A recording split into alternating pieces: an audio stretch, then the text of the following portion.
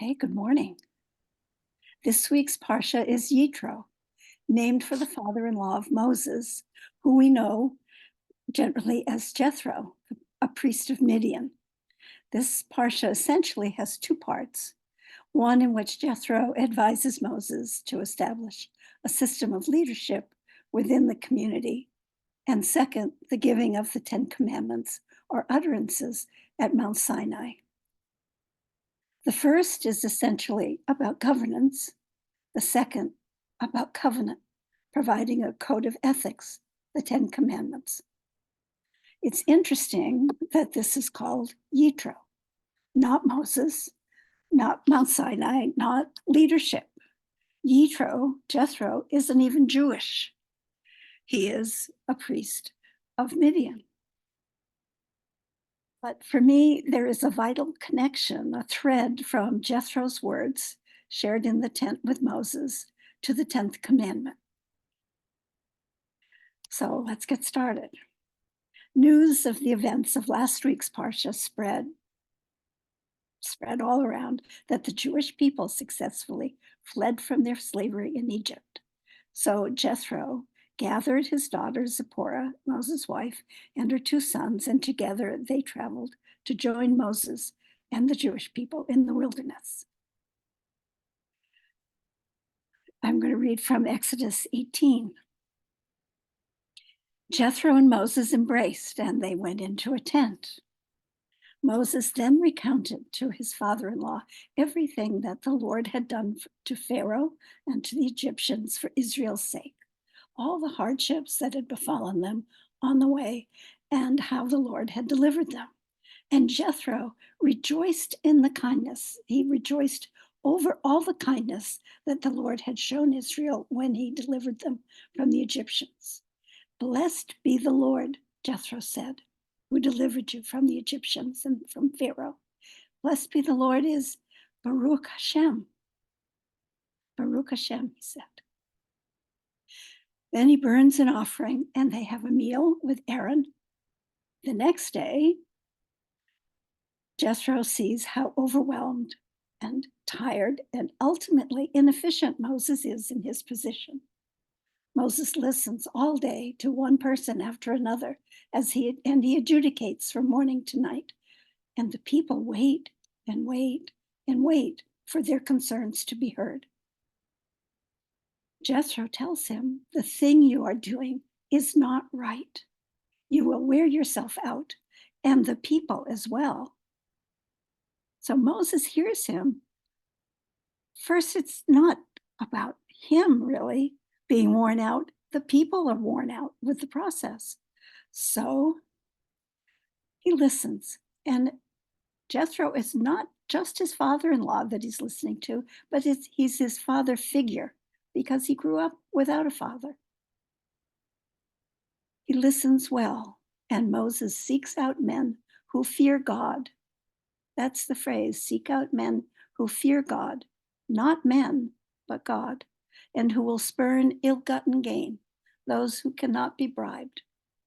If you do this, Jethro says, and God so commands you, you will be able to bear up, and all these people too will go home unwearied. The burdens of the people will be lifted, thus their spirits lifted. Moses then appoints chiefs of thousands and over hundreds and fifties and tens who judge the people, and the more difficult matters are brought to Moses. After all this is set up, Jethro goes home. Think of the imagery. Jethro arrives, and the two sit and speak in a tent. And the next day, the masses of people all waiting their turn with Moses. I was thinking about being with Rabbi Scott this weekend, and here we were all gathered around, and each one kind of wanted their turn to get a conversation and, understand where they fit in and how he fit in.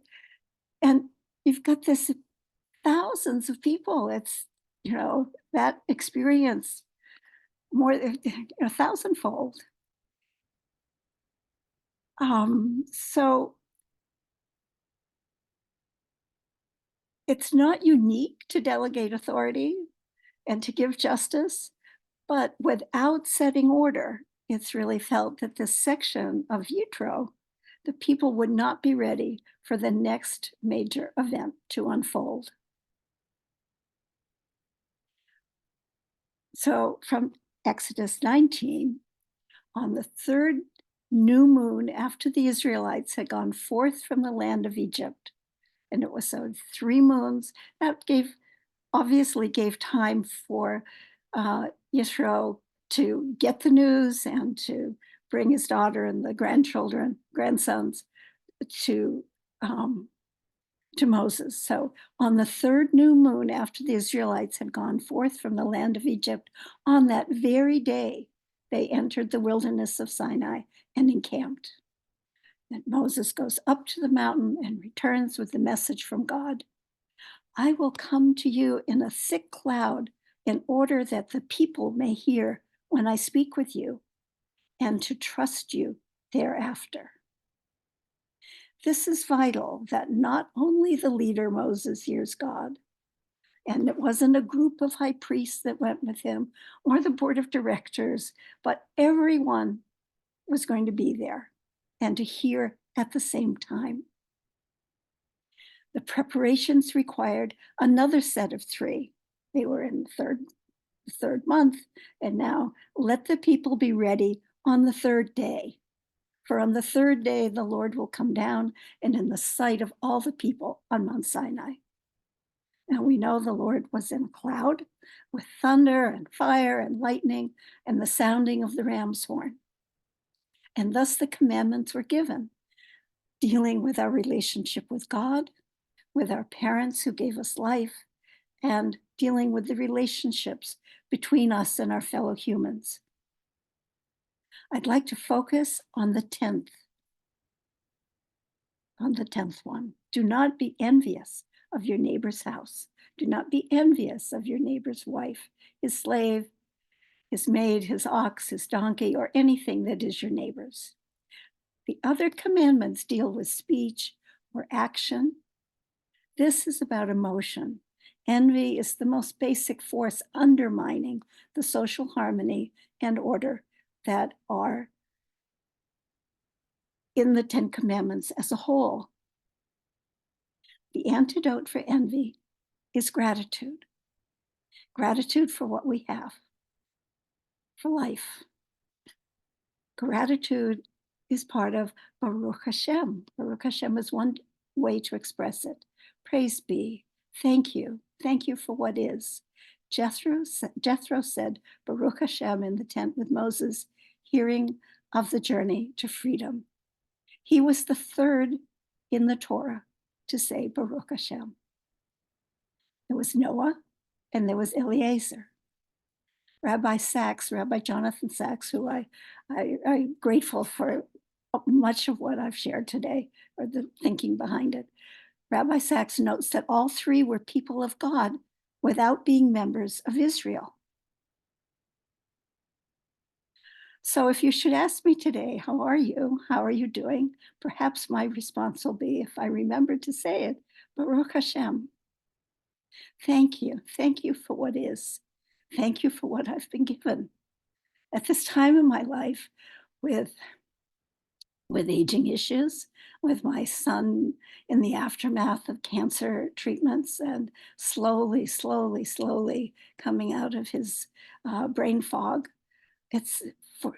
patience is so difficult sometimes.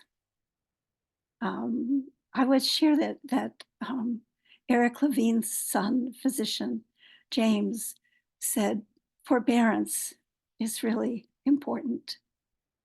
And first I thought, oh, that's so stoic, I can't bear that.